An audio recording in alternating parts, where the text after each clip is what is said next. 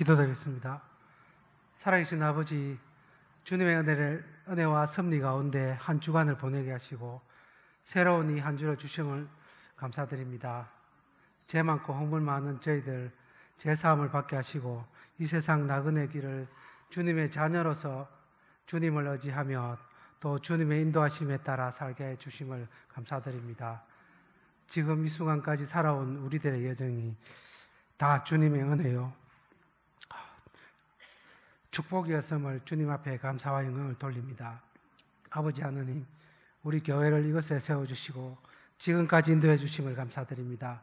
우리 교회 모든 성도들과 장로님, 권사님, 집사님, 청년회, 학생회, 유년주일학교, 유아부와 우리 교회의 모든 기관들이 은혜와 사랑이 넘쳐서 서로 협력하여 주님의 뜻을 이루게 하여 주시옵소서.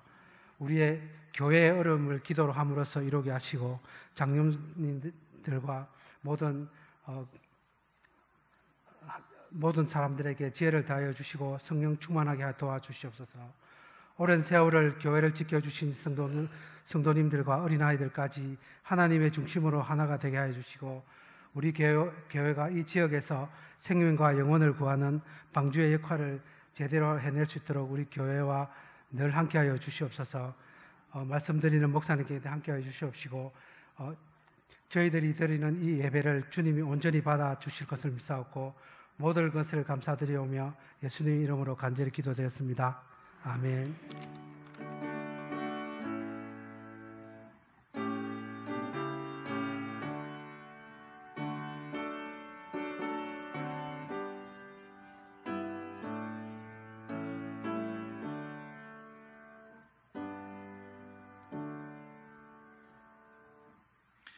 이 시간 우리에게 주시는 하나님의 말씀입니다. 이사야 53장 4절과 5절 말씀, 구약성경 1032면입니다.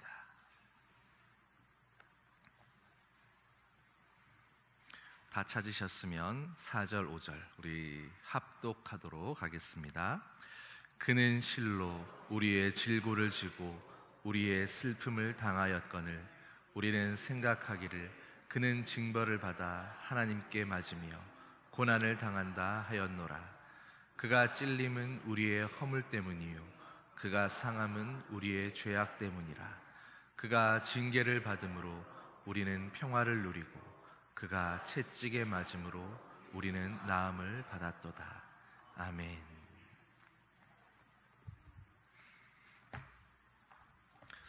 여러분, 제가 기독교는 종교라고 했나요? 안 했나요? 기독교는 하나님과의 관계라고 말씀을 드렸었습니다. 그런데 굳이 이제 기독교가 무엇인가 이렇게 얘기하기보다 어떻게 지칭을 하려고 하면 또 종교라는 이름으로 이야기하는 게 제일 쉽겠죠. 그렇다면 기독교는 기쁨과 축복의 종교이겠습니까? 아니면 고난과 희생의 종교이겠습니까? 물론 결론적으로 이야기하자면 당연히 기독교는 기쁨과 축복과 감사의 종교, 그리고 하나님과의 관계일 것입니다. 그러나 좀 더 자세하게 들여다보면 동전의 양면처럼 마냥 축복과 기쁨만이라고 말할 수도 없을 것이며 또 고난과 희생이 없다고 이야기할 수도 없을 것입니다.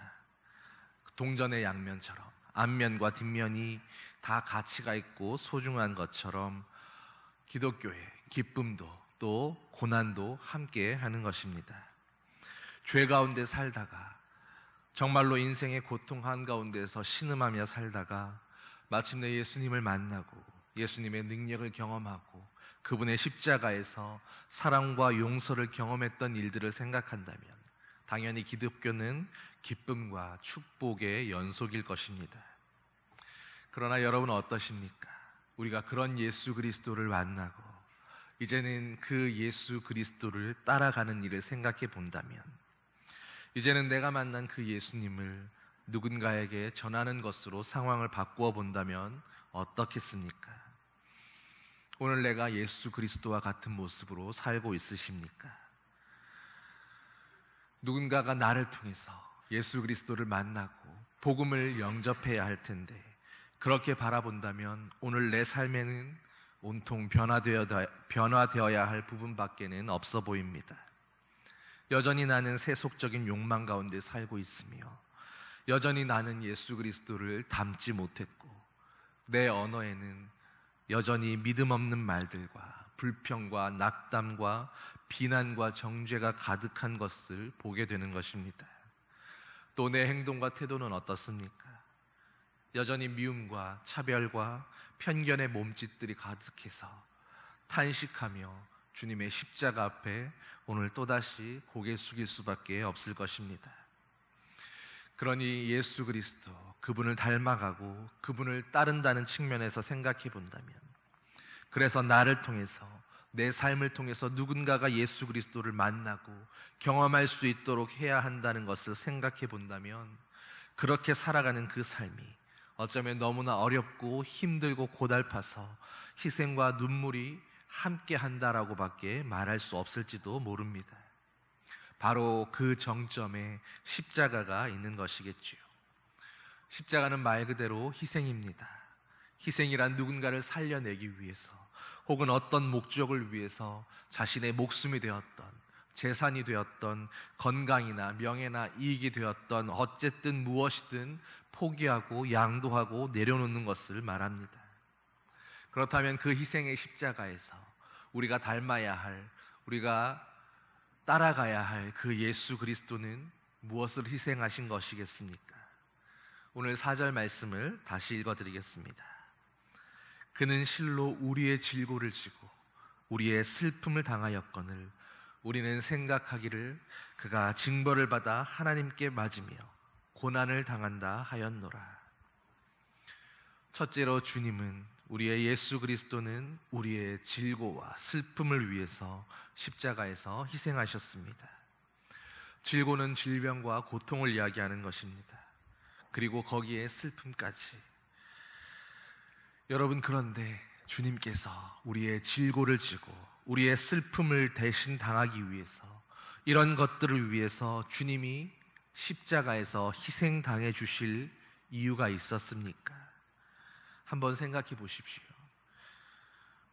밤하늘의 별과 또 아름다운 꽃송이들을 볼 때에 며칠 내내 구름이 가득한 하늘 가운데서 비바람만 몰아치다가 어느 날 문득 환한 햇살이 내 살갗에 닿는 느낌을 만끽할 때, 바로 그 순간은 사람이 어떻게 인위적으로 만들어낼 수 없는, 어쩌면 완전히 다른 차원의 세계와 만나는 순간일지도 모릅니다. 그리고 또 반대로 생각해 본다면, 갑작스런 질병이나 사고로, 예기치 못한 어떤 사건들로 인해서 우리가 감당해야 할 고통과 아픔들, 인간의 어떤 계획이나 대응으로는 결코 막아낼 수도 없고 결코 피할 수도 없는 저 너머의 또 다른 세계와 맞닥뜨려지는 순간도 있습니다. 어쩌면 많은 종교들이 바로 이런 부분에서 맞닿아 있지 않을까 생각해 봅니다. 인간으로서는 도저히 이해할 수 없고 설명할 수 없고 해결할 수 없고 피할 수 없는, 그러나 경험해야만 하는 그런 순간들을 맞이할 때 말입니다. 사고로 한날 한시에 사랑하는 가족을 모두 잃은 사람의 슬픔을 어떻게 설명할 수 있겠습니까?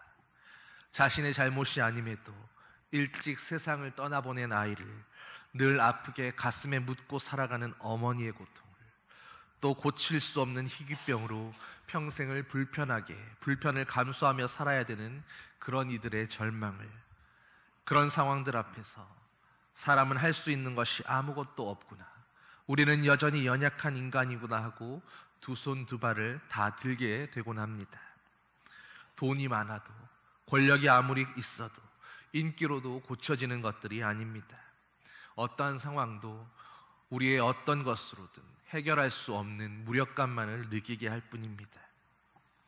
여러분, 그런데 우리가 인생에서 설명할 수 없는 그런 수많은 그 절망의 순간을 맞닥뜨리게 될 때에 우리의 모든 노력이 허무해지고 우리의 모든 애씀이 아무것도 소용이 없다는 것을 고백하게 되는 그 벼랑 끝에 서 있는 그 끝자락에서 바로 그때의 하나님의 구원의 역사는 시작되는 것입니다. 그런 절망과 고통 가운데 있는 사람들에게 주님의 복음은 오늘도 전해지고 있는 것입니다. 오늘 말씀에서 예수님께서 바로 당신의 그 고통과 질병을 위해서 십자가에 달리셨다라고 말씀하고 있습니다. 우리의 질고를 위해서, 우리의 슬픔 때문에 십자가 지셨다. 여러분, 이것이 어떤 의미입니까? 우리의 고통을 가져가셨다는 것입니까? 우리의 질병과 우리의 고통을, 우리의 슬픔을 주님이 십자가에서 가져가셨으니 이제 예수 그리스도를 믿으면 우리의 모든 질병이 해결되고 우리의 모든 고통이 해결되고 우리의 슬픔이 없어진다라는 뜻입니까? 여러분, 예수 믿고 나서 질병이 없어지셨습니까? 혹은 인생의 고통이 사라졌다고 고백하고 계십니까? 예수 믿어도 예수님과 함께 있던 그 배에 있었던 제자들도 여전히 풍랑을 만나고 삶이 좌초될 것 같은 위기의 순간들을 경험하게 됩니다. 그렇다면 예수 믿어서 그 질병이, 고통이, 문제가, 슬픔이 사라지지 않는다면 주님은 무엇을 위해서 십자가 지신 것일까요?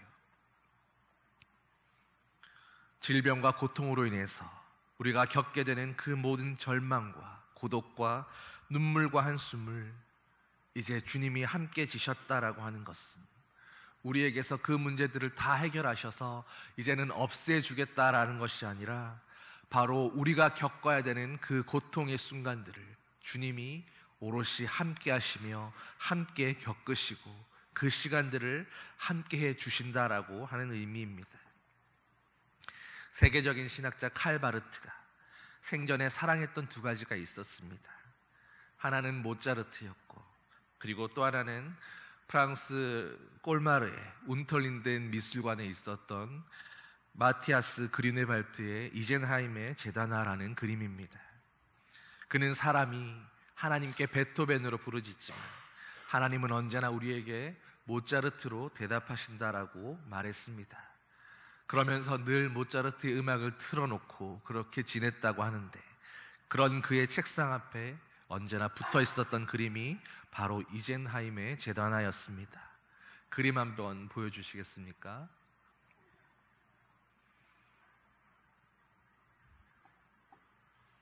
준비됐나요?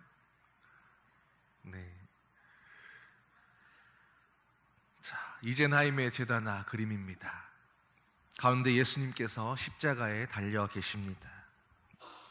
이 그림은 원래는 독일의 이젠하임의 안토니우스 수도원이라는 곳에 그 수도원 병원에 걸려 있었던 그림입니다. 당시에 그 수도원 병원에는 궤저병 환자와 한센병자들, 그리고 15세기 말에 유럽에 퍼져 있었던 매독 환자들로 가득했었습니다. 그런데 그들이 있던 그곳에 이 그림이 걸려 있었던 것입니다. 그림을 자세히 들여다보면 예수님의 피부는 당시에 살이 썩고 있는 고통을 겪던 사람들과 크게 다르지 않은 모습입니다. 그들과 같은 질환의 모습을 십자가에 달리신 예수님께서 똑같이 겪고 있는 것입니다. 손가락은 심각한 고통으로 뒤틀려 있고 발가락도 곧 끊어질 것처럼 뒤틀리고 뭉개진 채로 포개져 있습니다. 오랜 시간 동안 유럽에서 흑사병으로 많은 사람들이 죽어나가는 것을 경험했던 유럽의 사람들은 우리가 이렇게 고통당하고 있을 때, 우리가 이렇게 죽음에 내몰리며 질병 가운데 슬픔 가운데 빠져 있을 때 도대체 우리의 하나님은 어디에 계시는가? 도대체 그 예수 그리스도는 무엇하는가라고 물을 수밖에 없었습니다. 바로 그때에 그런 사람들의 질문에 대해서 이 그림이 대답하고 있는 것입니다. 너희는 결코 버려진 것이 아니다. 너희들의 고통 가운데 바로 나도 함께하고 있단다. 너희는 이 고통의 시간을 나와 함께 지나서 이제는 나와 함께 천국에 있게 될 것이다. 여러분, 이 제다나의 비밀이 뭔지 아십니까? 고통과 상처와 아픔으로 일그러진 저 예수님께서 십자가에 달려있는 저 그림의 문을 한 겹 열어젖히면 거기에는 예수님이 부활하신 그림이 담겨 있어서 그 가운데 있었던 수많은 사람들에게, 질병과 고통 가운데 탄식하는 사람들에게 천국에 대한 소망으로 큰 위로와 소망을 안겨주었던 그림입니다. 바로 우리가 오늘을 살아가는 우리의 삶 가운데 언제든 맞닥뜨려질 수 있는 그 인생의 고통 가운데에, 그 슬픔 가운데에 매몰되는 것이 아니라 오늘도 우리와 함께 하시는, 우리의 고통 가운데 함께 하신다고 하는 그 주님의 십자가를, 주님이 겪으시는 그 순환을 함께 바라볼 수 있게 되기를 소망합니다. 그래서 그분이 우리를 위해서, 오늘 나를 위해서 하신 일들을 주목하여 볼 수 있게 되기를, 그래서 주님의 십자가가 진정 우리에게 위로가 되고 평안이 되고 주님의 함께 하심의 그 확신으로 변화될 수 있기를 소망합니다. 십자가는 바로 그런 의미입니다. 둘째로, 예수님은 십자가에서 우리의 허물과 죄악 때문에 희생되셨습니다. 5절 말씀입니다. 그가 찔림은 우리의 허물 때문이요 그가 상함은 우리의 죄악 때문이라. 그가 징계를 받음으로 우리는 평화를 누리고 그가 채찍에 맞음으로 우리는 나음을 받았도다. 예수님께서 십자가를 지신 것은 바로 우리의 죄악과 허물 때문이었습니다. 죄악과 허물에 대한 반응으로 사람들은 보통 두 가지의 길을 가게 됩니다. 하나는 그것에 점점 더 둔감해지고 용감해지고 무감각해져서 이제는 일말의 가책도 없이 반복적으로 죄악을 저지르면서 점점 더 악해져 가는 것입니다. 그리고 또 하나는 끊임없는 죄책감과 나약함에서, 죄를 이길 수 없는 자신에 대한 절망감에서 헤어나오지 못하면서 점점 더 깊은 무력감과 회의와 포기에 이르게 되는 것입니다. 그러나 이 두 가지 모습은 그 어느 것도 하나님께서 원하셨던 모습은 아닙니다. 그러나 또 인간의 의지와 양심으로, 우리의 결단으로는 이 문제를 결코 해결할 수도 없습니다. 죄책감이나 죄의식이나 혹은 용서받고 용서하는 일이나, 이 모든 것들은 결국 우리의 영역, 사람의 영역을 벗어나 있는 일이기 때문입니다. 사람이 스스로를 죄 없다 할 수도 없고, 사람이 스스로 온전하다고 용서할 수도 없습니다. 바로 이 굴레가 오랫동안 모든 사람들의 삶을 지옥으로 이끌어오고 있었던 것입니다. 그러니 이 문제를 해결하실 수 있는 분은 바로 우리의 하나님밖에 없으십니다. 그렇기에 그분은 오직 자신만이 해결할 수 있는 이 문제를 해결하고 사람들을 구원하시기 위해서 스스로를 내주시기로 결정하신 것입니다. 그렇게 우리에게 내어주신 그분 자신이 바로 십자가에서 죽으신 예수님이셨습니다. 주님은 우리의 허물과 죄를 담당하셨고, 그리고 십자가에서 달려 계시는 그 주님을 믿는 모든 자들에게 이제는 그 죄의 굴레 아래서 살아가지 않을 수 있도록 새로운 삶의 기회를 주셨습니다. 그것이 바로 거듭남이며 우리가 새로운 삶을, 새로운 피조물의 삶을 살 수 있게 하신 하나님의 은혜이고 축복입니다. 여러분, 그러나 죄의 문제에서 완전히 해결되셨습니까? 주님을 믿음으로 고백한다고 해서 우리가 죄를 완전히 이길 수 있습니까? 죄의 굴레는 여전히 기회가 있을 때마다 우리를 유혹하고 넘어뜨리고 우리를 얽어매려고 합니다. 그러나 이제는 그때마다 예수 그리스도의 그 이름을 부르면서 우리는 벗어날 수 있고, 또 이미 죽음마저도 십자가에서 주님이 이기셨기 때문에 이제는 그 죄의 결과인 죽음마저도 우리를 어떻게 할 수 없게 된 것입니다.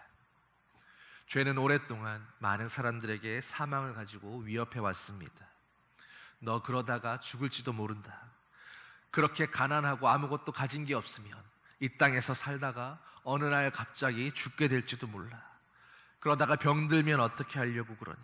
그렇게 착하게만 살다가 바보처럼 죽게 될지도 몰라. 너 그렇게 아무것도 못 해보고 네가 이루고 싶었던 그 모든 것 다 내려놓고 죽게 된다면 억울하지 않겠느냐고.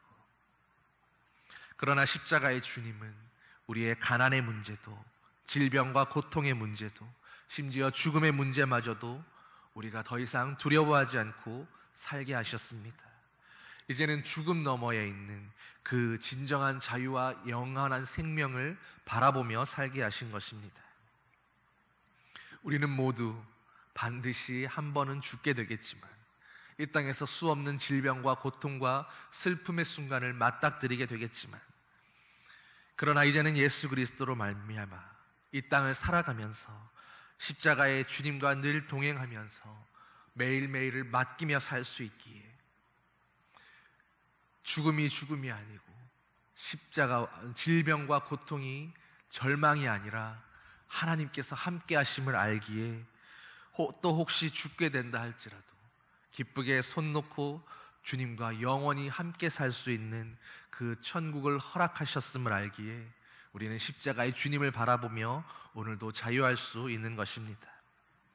더 이상 두려울 것도 아쉬울 것도 없고 이 땅에서 영원히 살 것처럼 기고만장한 그 오만한 자들을 부러워할 것도 없는 것입니다. 여러분, 주님 안에서 오늘도 자유함으로 살고 계십니까? 예수님은 바로 이런 이유로 십자가를 지신 것입니다.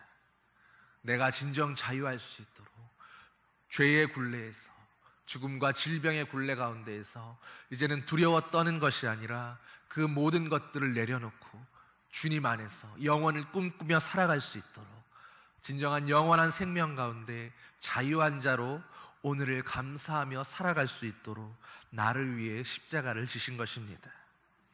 나의 질병과 고통을 위해서, 나의 외로움과 두려움 가운데 함께 하심을 보여주시기 위해서 예수님께서 십자가를 지신 것입니다.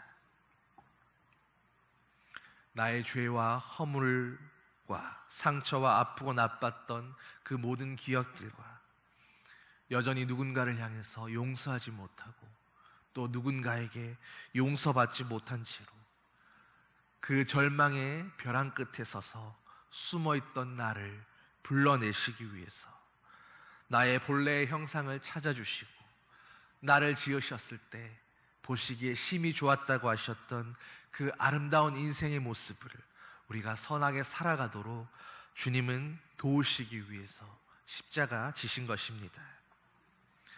이 한 주간 주님의 지신 그 십자가가 바로 나를 나되게 하시기 위해서 나의 본래의 형상과 모양대로 오늘도 하나님 안에서 영원한 생명 가운데 오직 기뻐하며 오직 감사하며 오직 행복하게 오직 즐겁게 살아가도록 주님이 그 십자가를 지셨음을 묵상하며 살아가는 한 주 되기를 소망합니다.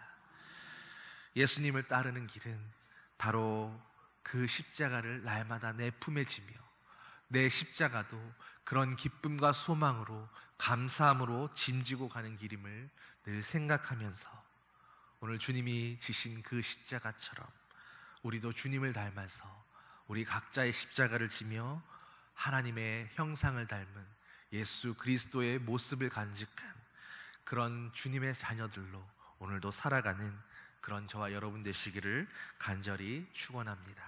기도하시겠습니다.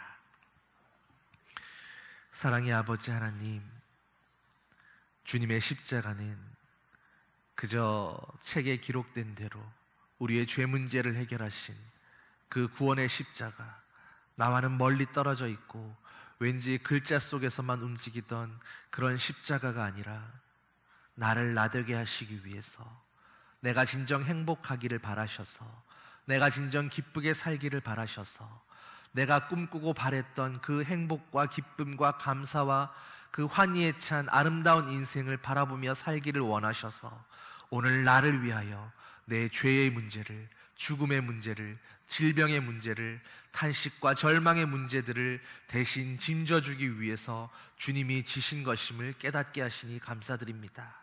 주님의 십자가를 바라볼 때마다 거기에 나의 못난 모습과 상처난 모습과 눈물로 얼룩져 있는 그 모습들이 오롯이 맡겨져 있음을 고백하면서 오늘 나는 주님이 기대하시는 그 모습대로 감사하며 기뻐하며 행복하며 즐거워하며 이 땅의 삶을 하나님의 자녀들로 복되고 아름답게 살아가는 주의 백성 되게 하여 주시옵소서. 십자가는 더 이상 고통과 눈물과 죄악의 상징이 아니라 주님이 나를 향하신 그 사랑과 기쁨과 환희의 상징으로 내 마음 가운데 간직하며 이 십자가를 사랑하며 이 십자가를 나도 지며 그렇게 주님의 아들, 딸들로 우리도 예수 그리스도의 모습을 닮은 아버지의 자녀들로 살아가게 하여 주시옵소서. 이 한 주간 주님의 십자가와 함께 동행하며 주님 안에서 누리는 복된 시간들 되게 하여 주시옵소서. 감사드리며 예수님 이름으로 기도드립니다. 아멘.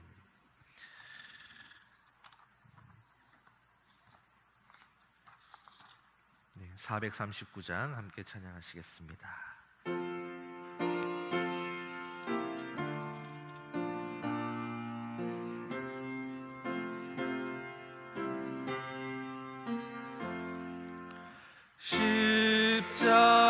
십자가로 가까이 나를 이끄시고 거기 흘린 보혈로 정케 하옵소서. 십자가 무한 영광일세. 요단 강을 건넌 후 영원한 시건네.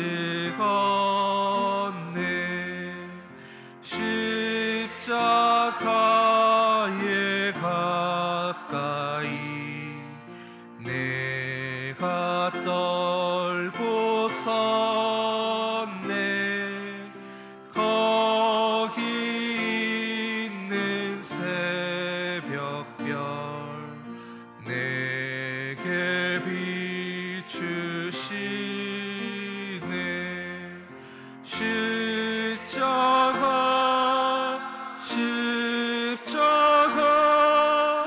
무한 영광일세. 요단 강을 건넌 후 영원한 시건네.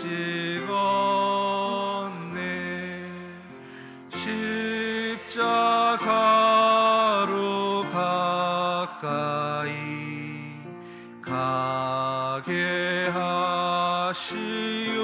하시옵고 몸소 받은 고생도 알게 하옵소서. 십자가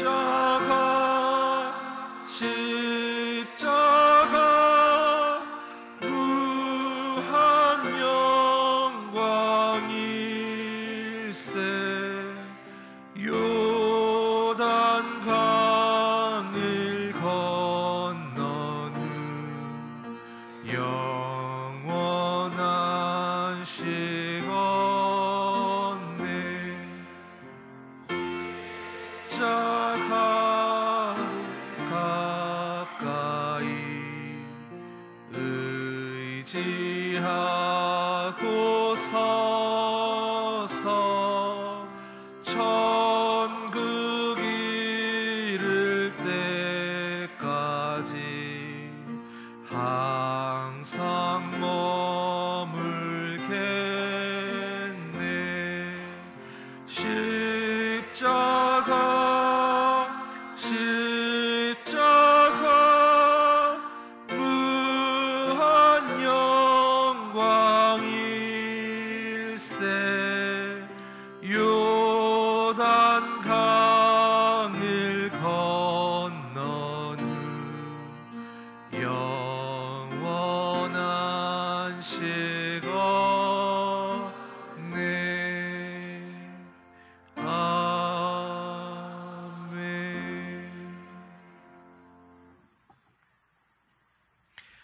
이제는 십자가 지신 우리 주 예수 그리스도의 은혜와 그 십자가에 사랑하는 독생자를 내어주신 하나님 아버지의 끝없는 사랑과 우리와 늘 동행하시며 십자가처럼 우리를 지키시고 돌보시고 인도하시는 성령의 위로 교통 인도하심이 이제는 주님의 십자가를 사랑하며 주님의 십자가를 바라보며 그리스도 안에서 날마다 행복하고 복된 신앙생활 하기를 소망하는 아버지의 사랑하는 자녀들과 주님의 몸된 교회 위에 이제로부터 영원히 함께 하시기를 간절히 축원하옵나이다. 아멘.